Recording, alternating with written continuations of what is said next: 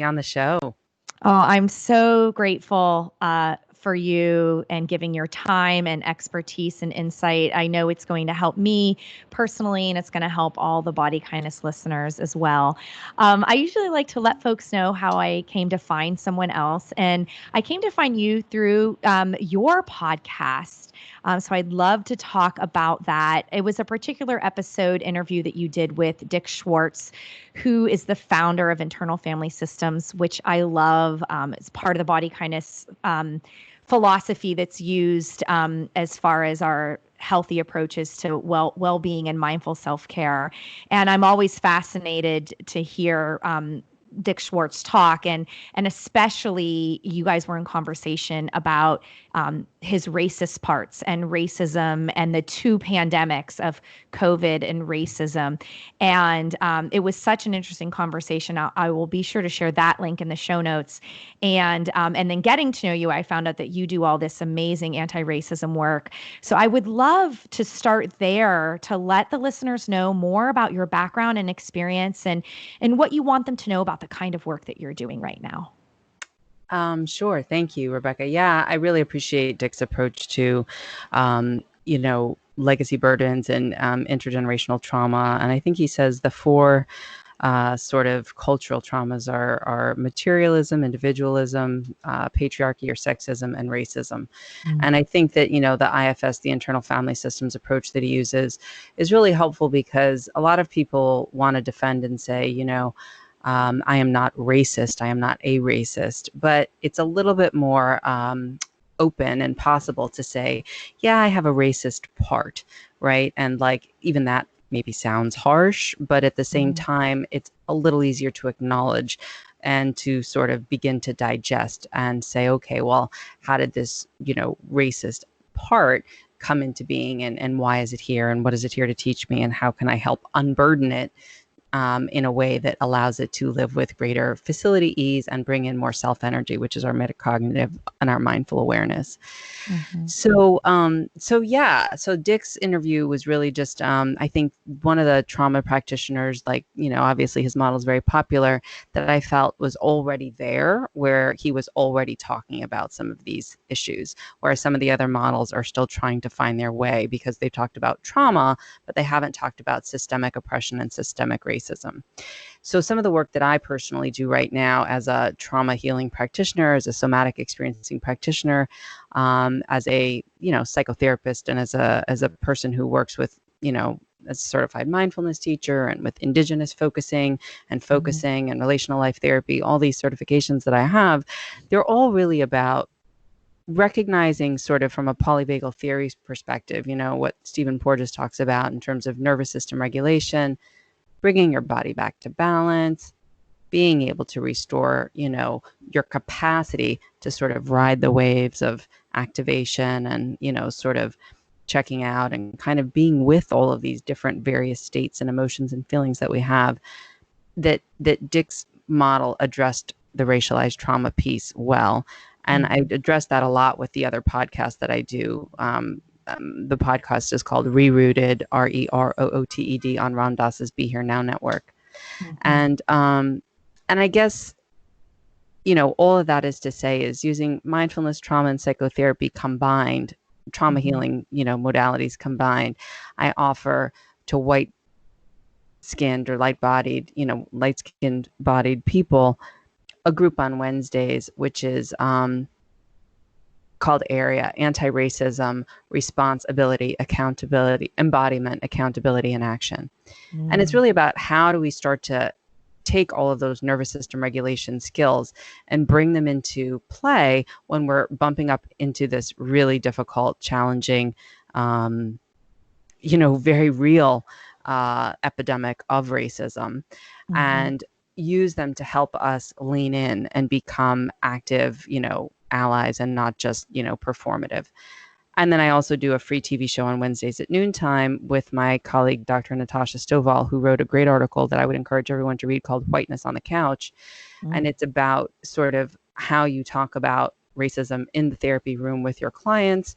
How do you bring it in? How do you make parallels in terms of, well, who else is oppressed, or what is this, bringing up for you? And also, how do you bring it beyond the therapy room?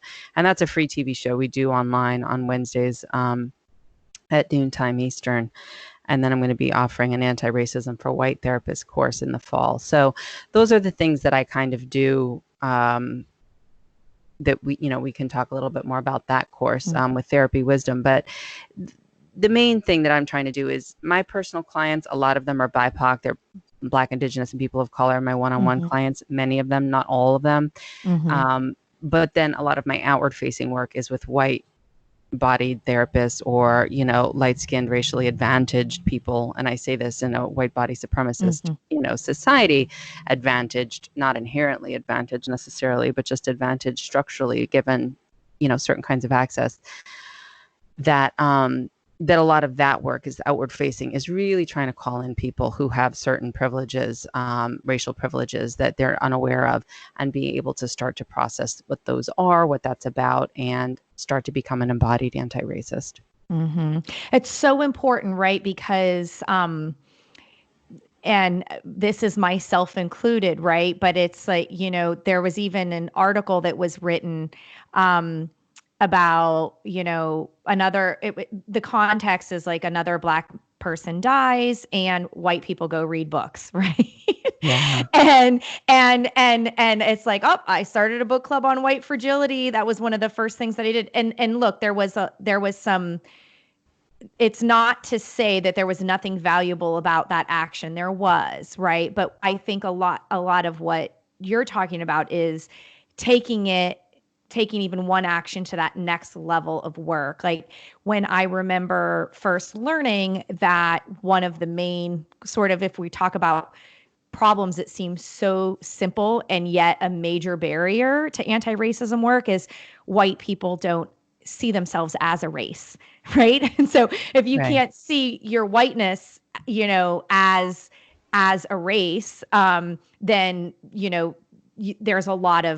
there's a lot more work to do. And I think reading books can be great and helpful, but there's a step between what can you read and taking meaningful action. And I think being in a therapeutic group setting, right, where you trust the leader, right, but where there can be some shame resilience, and so that you can feel what you need to feel, because you're not going to get through any anti-racism work without feeling uncomfortable, without feeling shame, without having difficulty, that you can do so in a space that can be helpful to your personal well-being, but also help you learn and grow, so you can become part of a better humanity that, if you're showing up, you actually really do care about creating.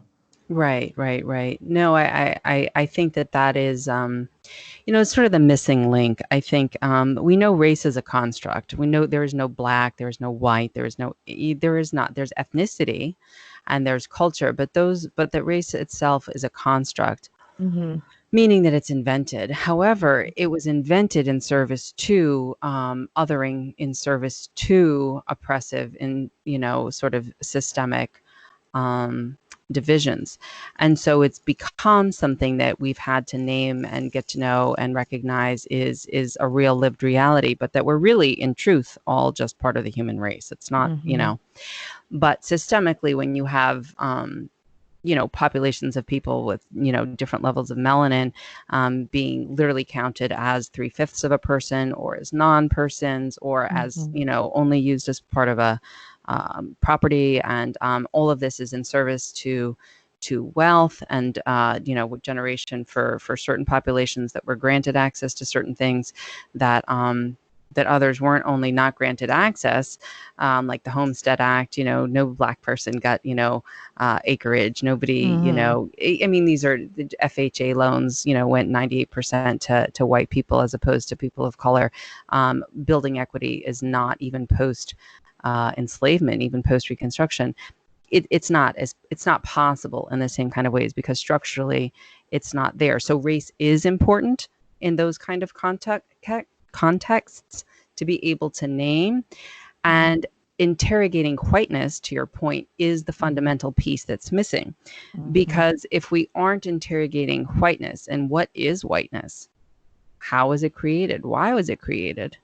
What is it in service to? What does it mean for me to not really have considered what it means to be the inheritor of white or light skin? And that's where the interrogation begins. And you can read a lot of books and you can acquire a lot of knowledge, and that is certainly important. And it can certainly work in tandem with having a head, heart, belly shift. But it's actually the subcortical limbic processing and the emotional learnings that we have around race and around things like safety and our sense and our perception of safety that are the things that shift how we end up being able to show up differently, sustainably over time, and commit to an anti-racist course for life, and not just do performative things that we might do and say, oh, I read a book, I made a donation here, those kinds of things. How do you actually shift hearts and minds? And those are subcortical synaptic changes that usually happen experientially, that can happen around race, just as they can happen around any issue that's a traumatic issue. But that doesn't negate the structural issues that are still at play that keep certain populations marginalized, because it's centering a certain population that is most often white, cisgendered, heterosexual, male, and also often women. So, and maybe there's a relation between when you do that individual self work, right? You know, so from the book to the group support, right? And then the healing that through, as part of that change, congruent with that change, right? You're also springing into action where it matters on the structural pieces, voting, community organizing and engaging, and continuing to use your power for the greater good, for the common humanity. So I could see that benefit too. Absolutely. I guess it's always a both and when we're talking about trauma resolution, well-being, balance. It's always a both and. Like, we have to sit with the discomfort, recognize we're not perfect. No, we're going to make some mistakes as we start to lean into this. No, we're not going to always say the right thing or have an immediate response. Know that we're going to want to check out sometimes and not do some of the more difficult work in terms of learning some of the things we'll learn about, the history of the founding of this country, and, the way in which people were tortured and murdered and things like that, and the way that lives today, in what we see with George Floyd and Breonna Taylor and everyone who has continued to really be sacrificed in ways and brutalized in ways that affect the collective consciousness of not only BIPOC folks, Black, Indigenous, and people of color, but also clearly of white people, in a way of, are we going to lean into what this really is about, or are we going to continue to kind of dissociate and sort of defend and sort of say, that was in the past and it's not really alive now, or he must have done something wrong because otherwise this wouldn't have happened, and those kinds of things.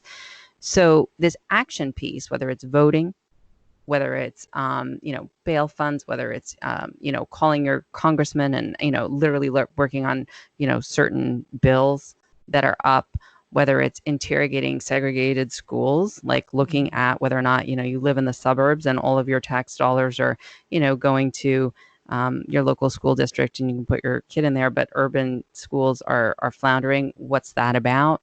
How can we create a more equitable school system, the school to prison pipeline, looking at incarceration rates? I mean, we just brought back federal executions, which is horrendous. And so who gets put in jail as a, percentage of the population? Primarily Black men.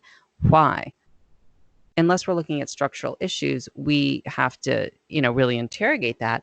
We'll just say, oh, it's because they did something wrong. It'll go back to something like that, right? Law and order, everybody needs police or whatever. The calls for defunding the police are calls to take away the structural legacy of the origins of police, which is slave patrols and night patrols, which are about reclaiming property, human property of enslaved people.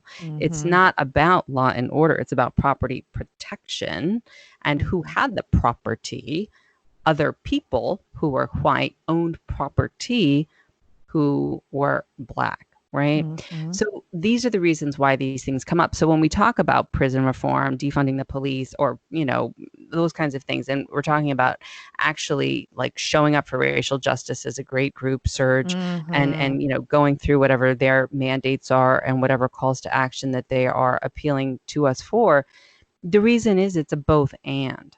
Right. Mm-hmm. So as I can do these things non-performatively, but I can donate my money, I can donate my time, I can donate my phone calls, I can do phone banking, whatever it is that I need to do in order to get certain people elected, like you say, vote myself. But it's also like, how am I in this? Mm-hmm. And am I going to be able to do this in a way that I'm really committed to this process of awakening around the reality of the legacy of the core wound of this country, which Mm-hmm. is racism, Mm-hmm. oppression, white body supremacy, and Mm-hmm. frankly, capitalism, because racism is in service to the economic piece. 100%. And this is like hopefully the tiniest pivot, because I tend to make pivots and then there you go. But I recently, speaking of book clubs, recently did a book club with several feminist authors and we read They Were Her Property. And like it was just a gut punch, right? Because on the one, like you see in these texts, like I feel like as part of the white racial innocence, I think there was this white racial slash feminist innocence that I had about it before I read that book, because you realize, oh, wait, women were very complicit and leaders and just were very, very bad. And then also you could see the patriarchy woven into the text as well. And it was definitely a difficult and challenging text just to get through from the historical standpoint. And I think that was, part of the benefit and value of getting the book written is to stop rewriting history. Um, and so I think that how those, texts can also teach you things about, there's been a revisionist to our history. Women suffered and created suffering. And absolutely, when you understand how slavery worked to build capitalism, that it's kind of, you feel it in your body, which I know we're going to talk about the somatic transference and everything like that. So I just wanted to make that comment. I don't know if there was anything else that you wanted to say, Well, specific about that book no, or. I mean, I appreciate what Okay. you're saying. And I Yeah. think that that's, part of the whole thing. I mean, when we looked at um, who voted for 45, a lot of the tipping point was around white women. And, we sort of were a little bit surprised by that. And yet, Black women especially have always said white women choose race over gender all the time. And Mm-hmm. when you look at Emmett Till's, killing, brutal murder, it was that, as it often had been, the lore of just looking at a white woman, forget about allegedly whistling or anything like that, was enough to become brutalized. We see that lived out in what we see with Amy Cooper in Central Park with the Christian Cooper, in terms of weaponizing the performative protection of white female womanhood and Mm-hmm. fragility around any, sort of like, I can't be wrong. I'm going to create this other. I mean, Susan Smith, I don't know if you remember that case. She invented a story about a Black man who took her kids when she really took them in a car and dumped them in the lake. Yes, I do And, remember.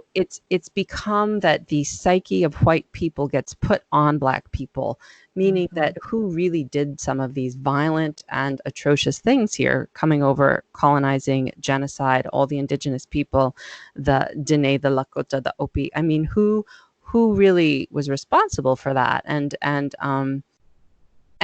then, sort of, how does that get held culturally, somatically, and all of that countertransference projection somatically? Where does that get held? Who owns that? Who holds that? And who's going to process that? Reparations financially are a huge piece, but also what's the sort of embodied cosmic inheritance somatically of what it means to have been, the inheritors of this kind of perpetuation of trauma, and also sort of like lies of omission. That's why they say, silence is violence, meaning when do we not step in now?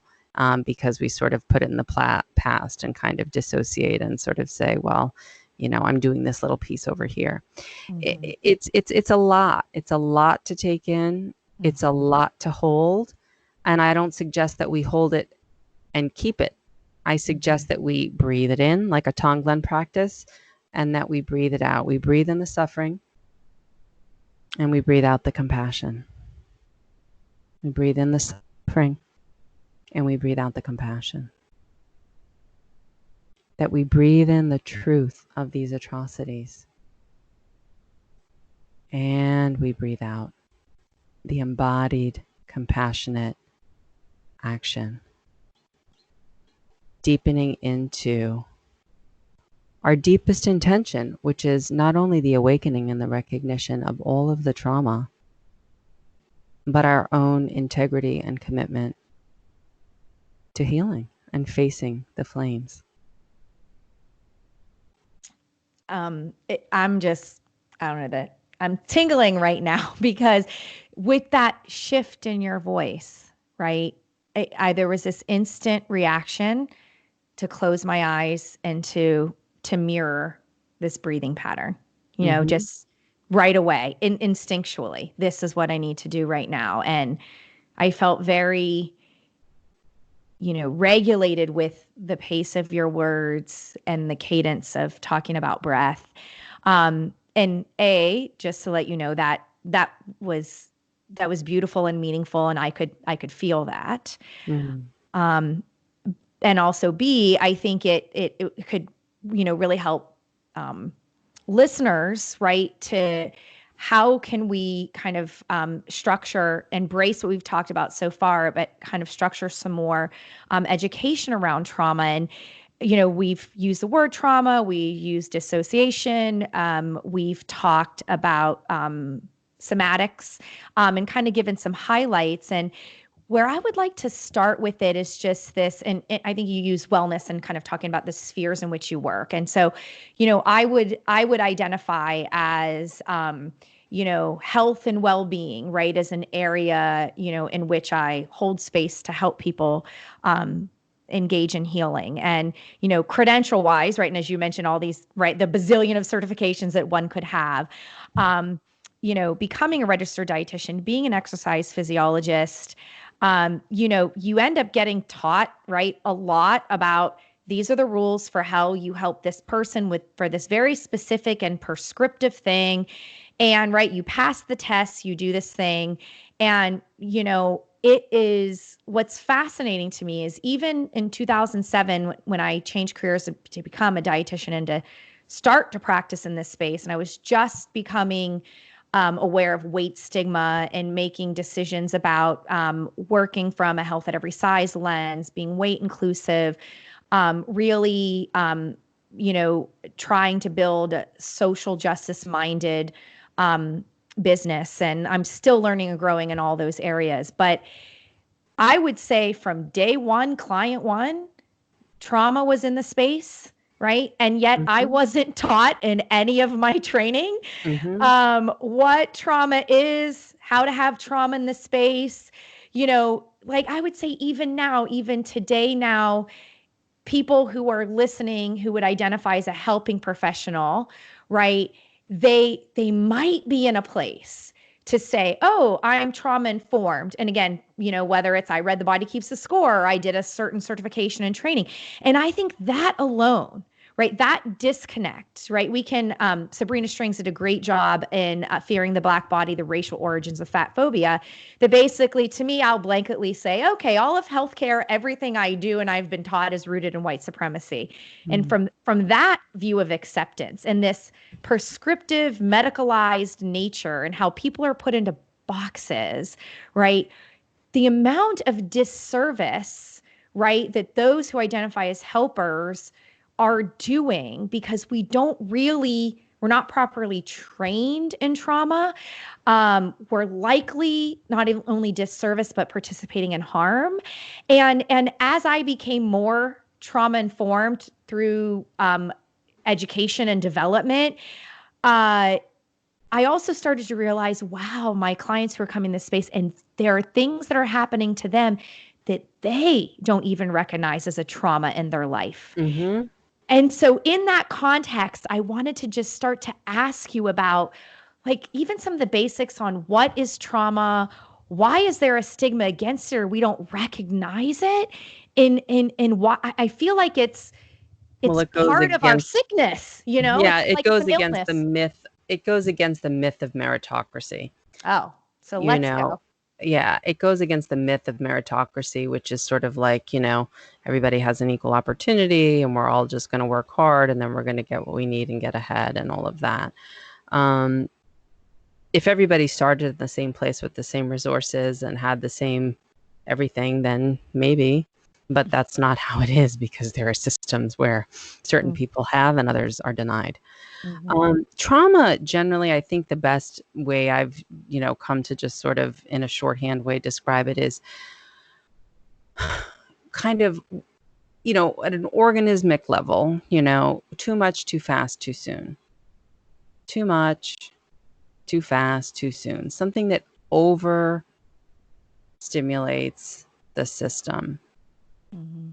Something that the demand on the system exceeds the system's capacity to process, integrate, and return to homeostatic balance. Like that's not, so it's a dysregulated, interrupted, stopped process kind of state. And it can happen personally to one's organism, right? If I have a traumatic event like a car accident, I personally can have a traumatic, somatic host of symptoms and beliefs and things that'll, come out of that. I can have complex relational trauma from early childhood caregiver misattuned experiences around abuse or neglect or unpredictability. And a lot of that is relational in terms of what I've come to believe, who I can trust and not. And it might be coupled with, incident trauma also.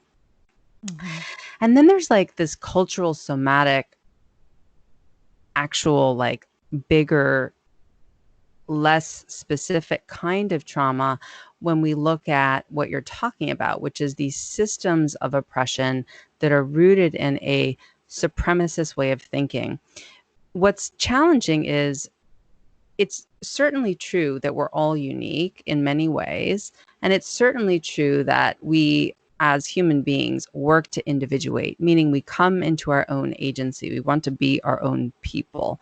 We don't want to have our parents be the ones that are, still in our head all the time. Or, we want to sort of come into our own way of being. Like, I'm living a purposeful life that I have ownership of and agency with. And most people's journeys in life are about that very thing, right? Whose life am I living anyway? The one that the people I grew up with wanted me to live, the ones that in my household I learned it was safe to live, or the one that I really authentically want to live.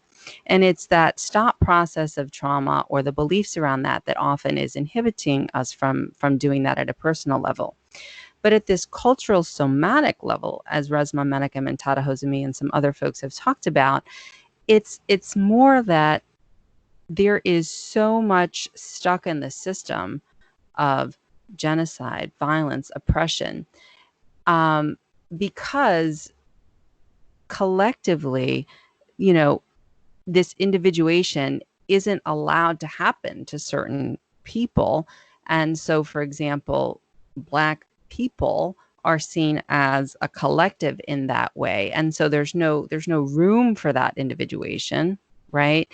And so one Black person becomes the person who is representative of an entire culture, whether they do something right or wrong, right? And so it becomes that, that one person ends up being the holder, if you will, of the lineage of all of that trauma. And I guess what I'm trying to say on a larger level is basically this, is that trauma itself, unless it's resolved, unless it's allowed to deactivate, unless there's something actively done to release it from the system, it won't leave the system. And if the systems of oppression remain as they do, then it's going to continue to be perpetuated. And that's why people talk about reparations. That's why they talk about equity. That's why they talk about inheritance of wealth. That's why they talk about, shifting funds. That's why it's talked about in a way that is reconciling, where there's remorse, where there's grief on behalf of people who have inherited privileges based on racial privileges, racial advantages, based on just being white.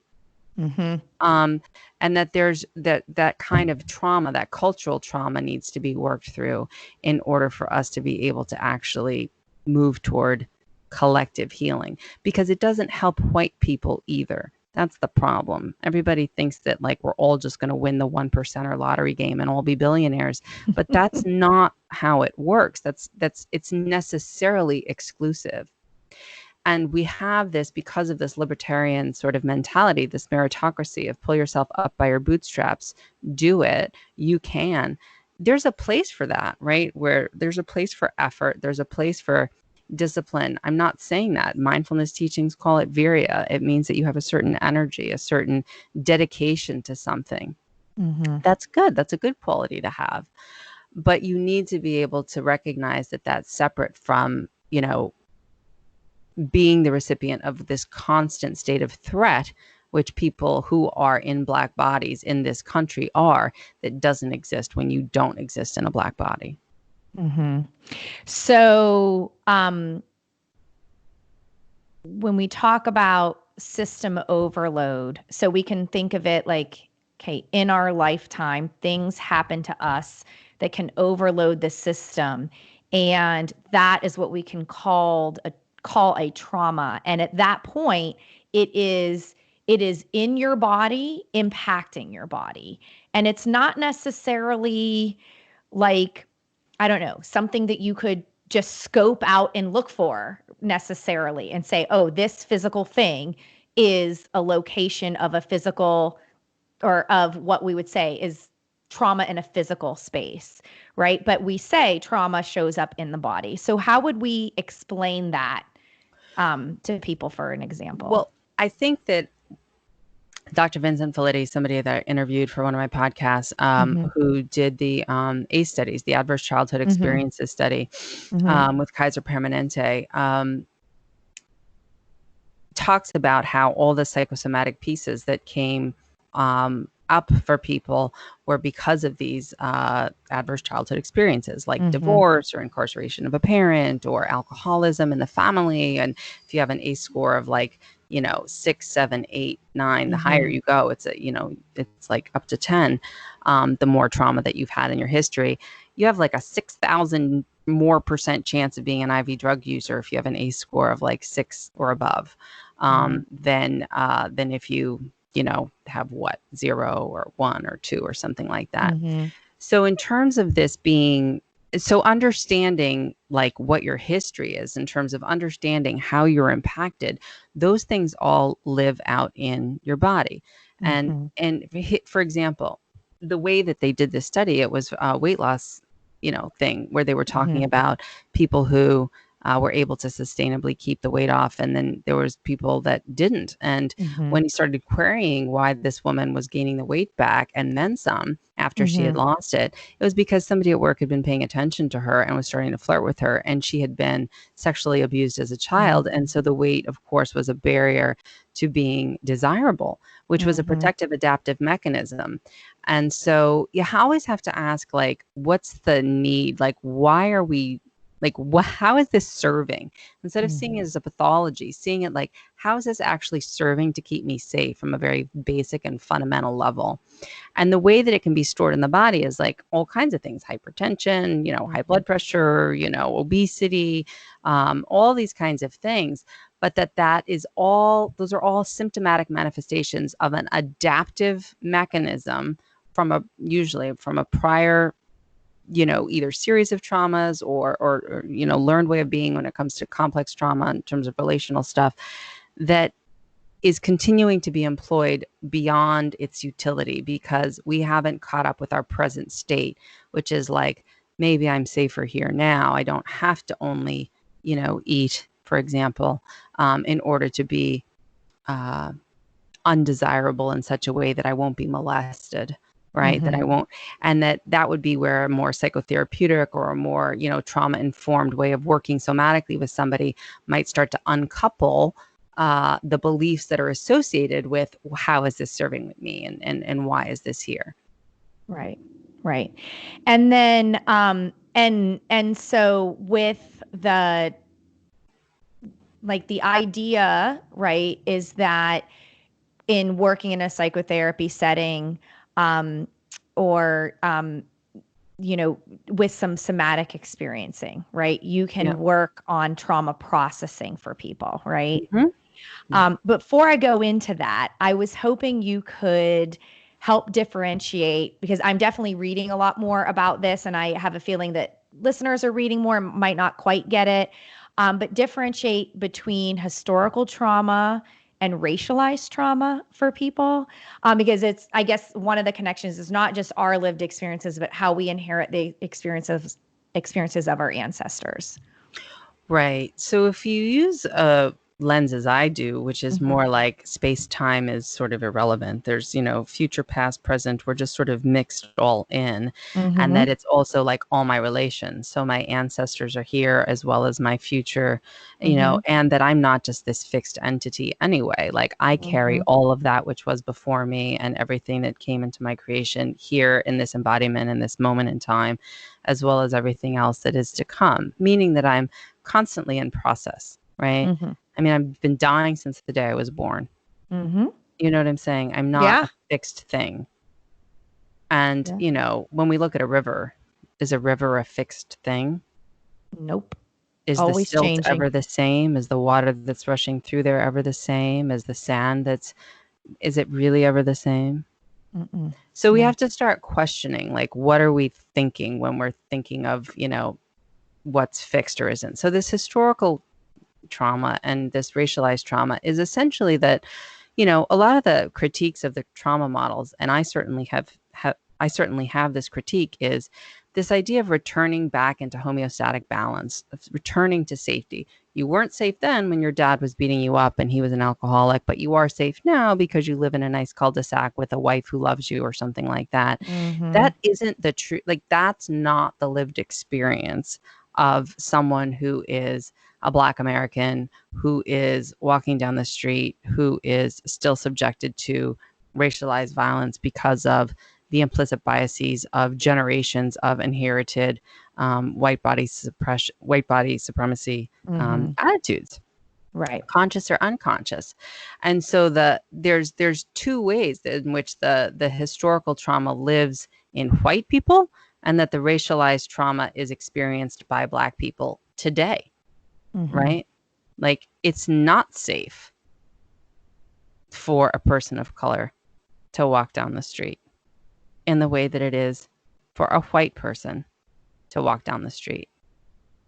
Yep. And I remember reading articles to that point about a Black surgeon, a male Black surgeon, talking about, I'm always going to wear my scrubs in public from point A to point B, or somebody in two different outfits, same person in two different outfits. And this is what people think of me in this outfit. This is what people think of me in my work outfit, right? That to that level of, how can you say that you are truly safe if you are going to be judged by the skin and the body that you're in and the clothes that you're wearing? Right. And that's, I mean, and so again, a lot of people of color have had to do code switching and have to, talk a certain way and look a certain way and perform a certain way and be a certain way with certain groups of people, white people, in order to stay safe, and then have a more full, relaxed, more regulated life at home. But just being in the midst of, I've existed in spaces that have, been pretty much all white. And as a woman of color with a lot of light skin and white skin, racial advantage and privilege, I don't think that people understand that the microaggressions are heavy and unrelenting. And so while I've never feared for my safety in the same particular way that it would be, that we've seen, you know, especially lately, based on my skin color, I've certainly felt as though that because I've been just a lot more than people are used to, you know, I dress a little differently, my hair is a little bit different, you know, I'm a little bit bigger or louder or something, that all of those things are ways in which we're constantly putting pressure on ourselves to stay in a box and be narrow, that people who are light skin privileged or white racially advantaged don't really even consider or think about, which is that whole Peggy McIntosh Invisible Backpack article, which everybody should read if they haven't already, which is, what is this, you know, sort of list of inherited things that I get that I don't even have to think about? Like, they don't ask me for 2 forms of ID when I go to cash a check at the grocery store because I'm white. They don't follow me around the store when I'm shopping because they're not thinking I'm going to steal something because I'm white. But if you are a black body, just like Oprah was, for God's sakes, in Hermes, Oprah, she's a billionaire. She gets stopped because they didn't know it was Oprah, but because she has black skin. And what does that do cumulatively to one's psyche over time? And how is that like not even thought about when you're white and you don't even, well, that never happened to me. That doesn't happen. Well, that never happened to me. You must have done something wrong. Well, that never happened to me, you know, as opposed to understanding the way in which it's so entrenched. And I think that it relates to this idea of that your privilege is somebody else's racialized trauma, right? And then your, you know, unintentional microaggression. Oh, well, that didn't happen to me, so therefore it didn't happen, right? Another microaggression, right? So even in white body supremacy, we know that there's necessary work to learn and grow, and in doing that learning and growing, there can be harm done just in being in process. Yeah, I mean, listen, I think that being an embodied anti-racist isn't something that you do. It's something that you commit to becoming. And once you start doing the work, you can't unsee it. Once you know, you can't not know. And it's a privilege to remain ignorant. It's a privilege to remain ignorant, to not read Ibram Kendi, to not read Post-Traumatic Slave Syndrome by Dr. Joy DeGruy. It's a privilege to not just bear witness to the atrocities and the horror. And I think that the ask for me, it's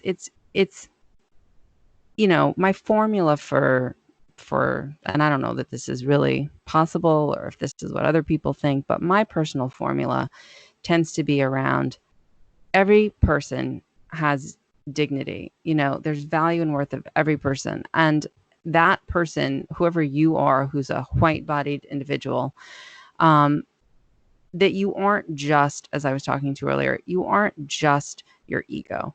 You are your imprintings. So you come into this world with this, you know, sort of basic goodness. They call it Buddha nature. They call it, you know, presence or self energy if you're using the internal family systems model. That your spirit is just your embodied spirit, right? And that you get a lot of imprintings and conditioning over time through your early caregivers' experiences in your family, societally, culturally, you know, through school, through church, through synagogue, whatever it is. And then we come to learn and believe certain things. And because of that, we often end up having other-based self-esteem or attribute-based self-esteem or other kinds of self-esteem that are all contingent upon something external. That there isn't this relationship that we have to our own psyche, our own way of being, where we hold ourselves in warm, positive self-regard. That whole piece around self-compassion. And we feel ashamed when we don't. We feel like we're a bad person. We feel like there's something wrong with us. If people would like me more, I'd have more money, or I'd have a better job if I were different than how I am.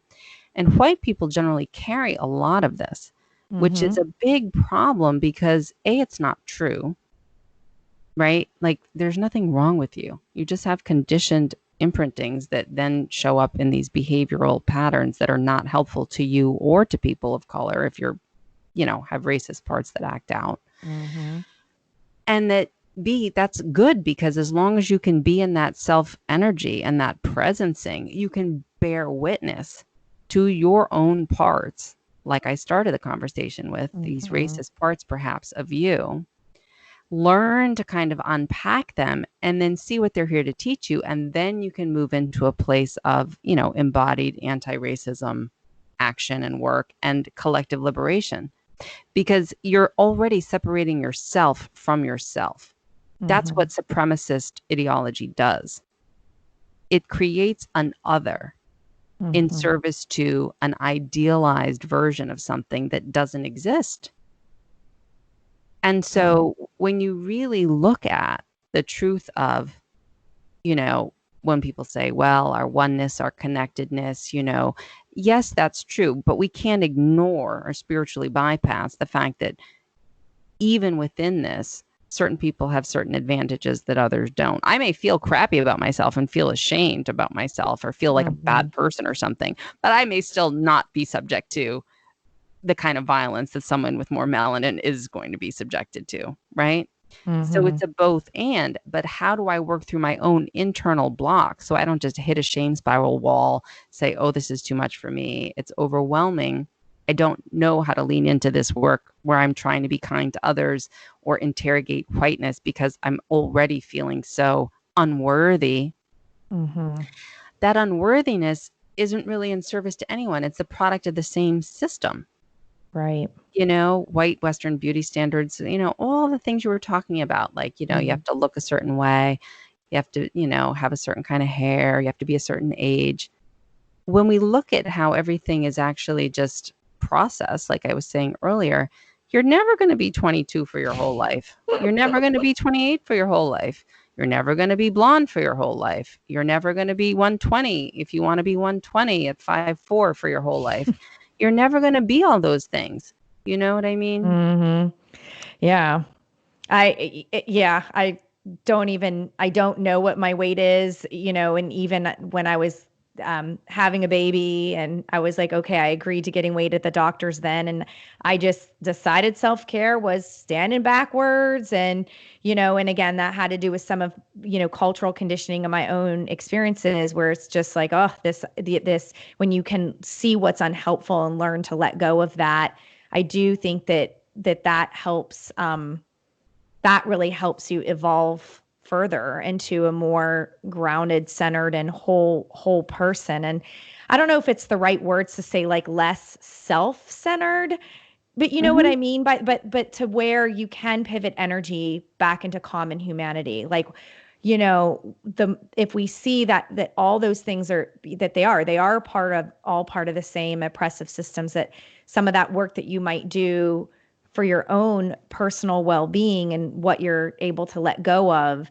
is also going to help you, if you're feeling less day-to-day shame and doing some of that work, that's going to help open you up to be able to do other important work, like we've been talking about throughout to what it would mean to commit to anti-racism. It's not a thing you do. It's not a box that you check, but it's part of your human evolution. A lot of what you were talking about made me think, oh, it's good to talk about somatic experiences now, because like I felt like we were teasing that up. So like what does somatic mean, and what are somatic experiences? How can they help people? Yeah, I mean, somatic experiencing is just a way, it's a trauma resolution therapy. It's a trauma healing modality. And really, like I said, it's about nervous system regulation and understanding where there are places in the body that are stuck and how to kind of, we're not releasing them in this cathartic way where it's this big whoosh or anything. It's more very titrated, little bites, slicing it very thin. So I don't know. I mean, maybe we would do a quick piece of work. I don't know if you want to like dip in for a moment and see if there's love to dip. I mean, because I think it's just easier to kind of do it experientially than it is to just talk about it. Sure. But I don't know, is there something that's bothering you, or that there's something that you're feeling like, you get, like if I say, gee, Rebecca, you're anxious, you told me you were anxious or something, and I asked you where that was in your body, that anxiety. I would say that I feel it right now at the top of my head. Mm-hmm. Yeah, I feel almost two places though. I feel the top of my head, I feel this like pressure, probably from my eyeballs and temples up. And I also feel something in like where my heart is, where I would say, okay, this is my heart, and it's like around my heart.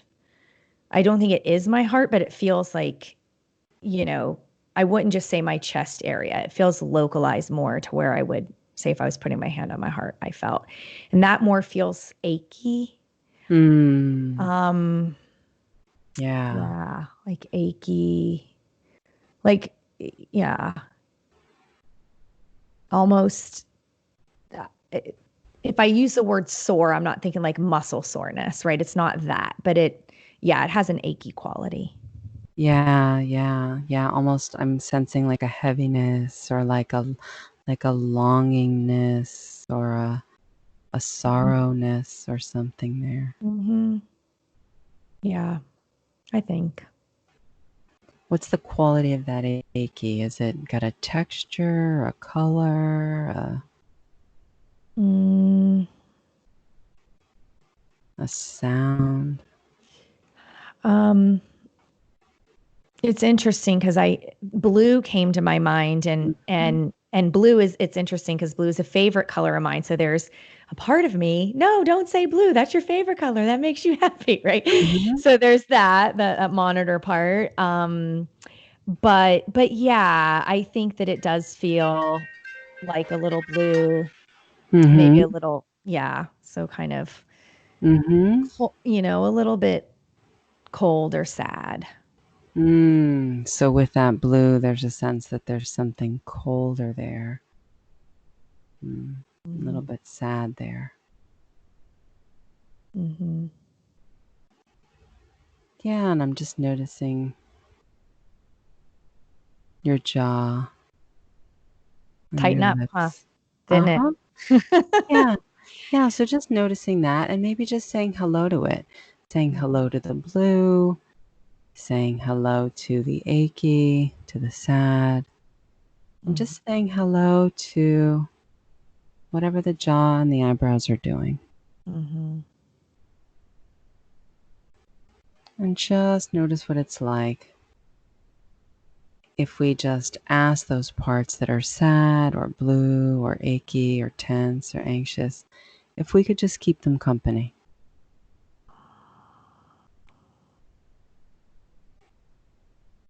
Would it be okay?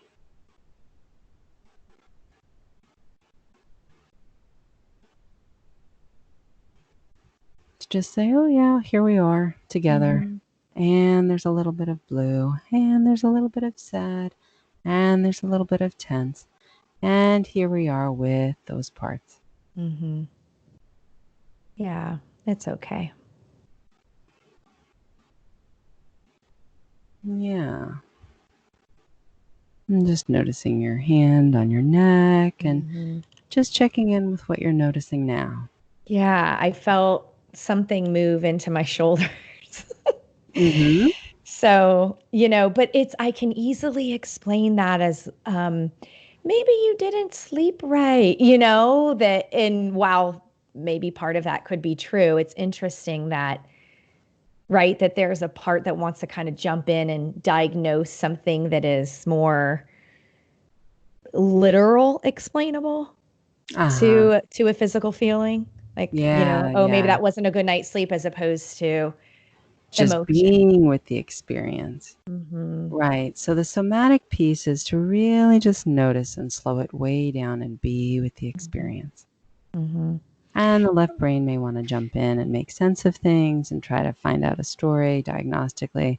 And we just do a lot of interrupting and somatic experiencing. We just say, bow to that. Thank you for trying to protect me. I know you don't want me to get too close. And can we just sort of dip into just taking one little bite here of what it's like to be with this experience? Yeah, I mean, it really is. It is very powerful, and I feel like, I feel like people who practice with somatic experiences, you know, by doing it, they can realize the benefit, but it does go, I guess, maybe sort of against that very prescriptive, this thing, that immediate effect. And so I really appreciated how you talked about how, the left brain will try to chime in and make sense of something. And you could still maintain a calmer, mindful presence with what is happening. What are you sensing right now inside your body? Yeah. It's very helpful. Thank you. Yeah, we don't give up the left brain in order to check in with our body. We just ask to just turn the volume down a little bit so that we can create a little bit of space to notice what's also here that may not always be on blast. And the idea of connecting that back through to our conversations today is that somatic experiencing is one way, right, that we can heal from our traumas, make, partially, right, in making sense of them, right, when left brain is involved, but less of just that dialectic talking and more about experiencing and having a presence with. And there's, not that that's the topic of today, but there's a lot of science around it, that it is valid and can be very helpful and very important in what someone might come to and sit on my couch and say, oh, I got to do something about this weight, right? Like, say that is a primary complaint, right? That, you could peel the layers of cultural conditioning and focus and, talk about habits and talk about these things, right? More the things you learn. And really, when you understand about listening to one's lived experience and helping to validate the value of lived experience, that really the way in which we heal as humans is also rooted in connection and living and being without judgment and in connecting to ourselves. Absolutely. That's exactly right. And I think that that's a really good place to sort of, encapsulate this conversation for the day, because I think that this idea of it's okay to connect with ourselves.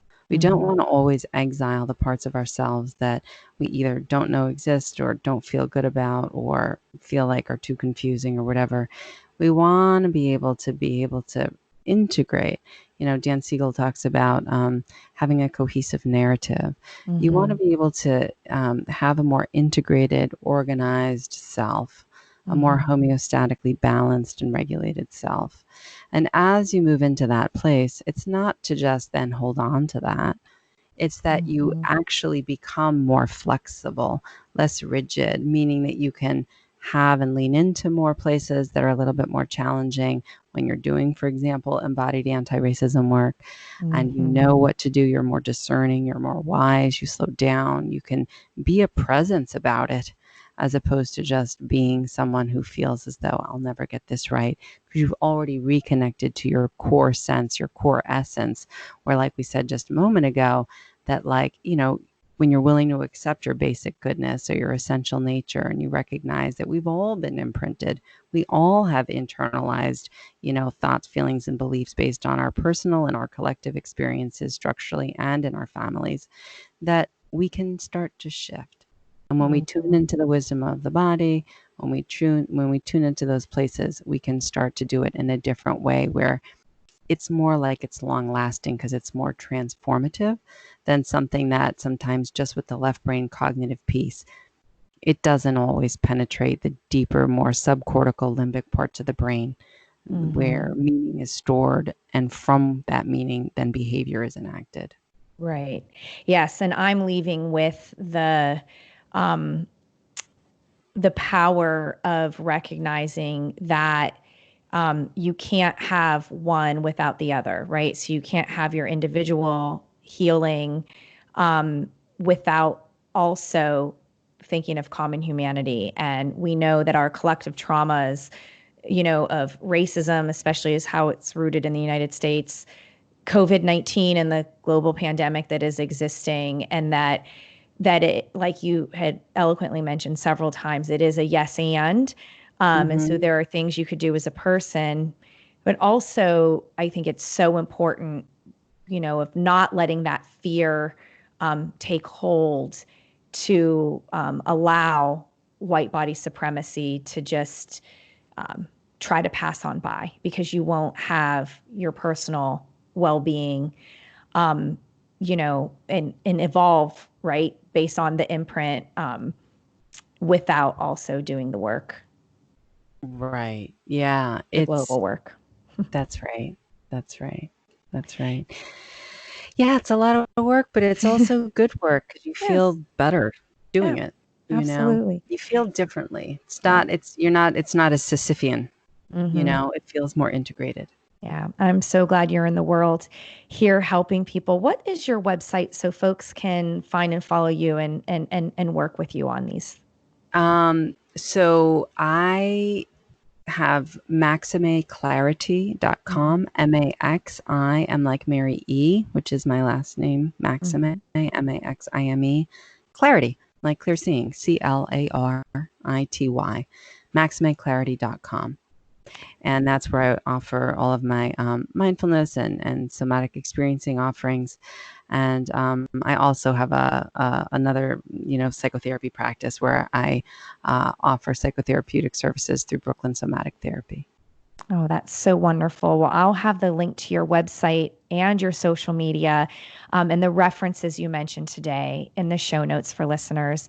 Deepest gratitude. Thank you so much for coming on today and sharing your experiences and your expertise with us. All right. It was a pleasure, Rebecca. Thank you so much for doing this work. Take good care. All right, I'm done recording.